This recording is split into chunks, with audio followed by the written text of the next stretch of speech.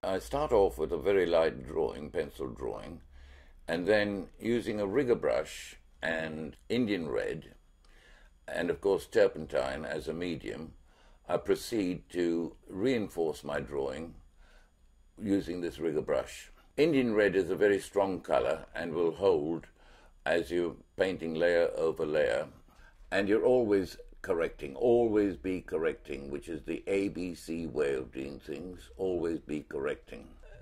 So in the early stages, I'm simply using different tones of yellows, oranges, Indian reds, and browns. 3 tones will give you a 3-dimensional effect fairly early.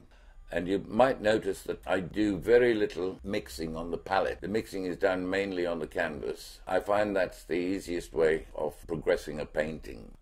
Yellow as a background will always reflect light and can be overpainted to good effect. When you start, you use quite broad brushes, and the technique is not too dissimilar to watercolor painting. It's putting washes on. Anybody that knows how to paint in oils knows that they can overpaint over that, and oil painting is layering, in my opinion. There's no substitute for layering, which is a bit like veneering, but with paint. What I'm doing at this stage is using 3 or 4 tones, which will produce this 3-dimensional effect early. And it's a good base from which you can go on and develop. There will come a time in the process of painting that you then proceed to what I call pull the flesh over. And what I mean by that is you start to use hues that are representative of whatever it is you're painting, in a fairly crude form to start off with. But just like a potter might bring his pot up to a nice shape and you think, oh, he's done that, he proceeds to squash it down and pull it up again. This is a constant process that you are going through with painting, altering as you go along, making small changes here and there, and indeed over-painting whatever it is you've got in the first place. And you've got full control. Everything has to be thought about. Everything has to be done in a particular system. Without structure, you find you're guessing. So you have to have a certain procedure to go on with your work.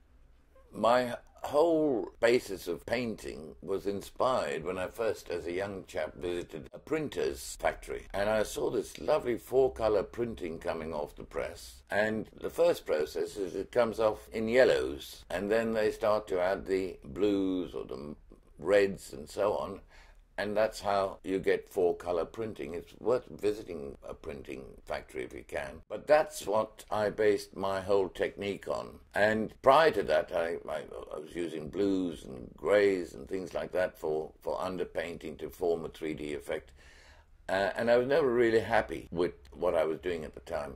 So I changed, and I've stuck with it ever since. This way you get a good 3-dimensional effect. The colors are fairly bright and clean, and then you proceed, just like in the 4-color printing, to start putting colors that are relevant to whatever it is you see in front of you. And I find that invaluable, you know. I hope you do too. There comes a time in the early process of painting that I find it necessary to tonk. The purpose is to act as a blotting paper.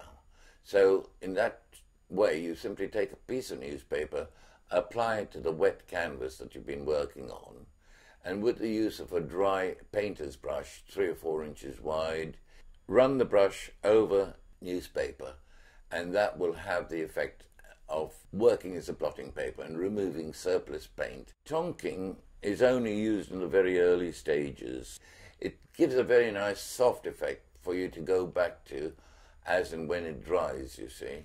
I never like daubing. I never like leaving excess paint. And even when I'm progressing a painting, I've reached stages of finish, I will always use a palette knife to scrape off any blobs that I've got, you know, bits of paint that some people find they need to put on for texture.